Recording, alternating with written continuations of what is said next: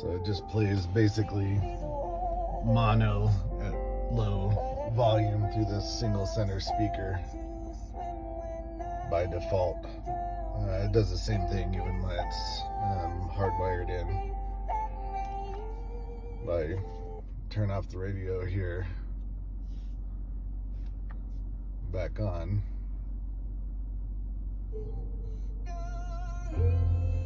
and then it's normal sound. Seems like it's playing through the car Bluetooth by default rather than CarPlay.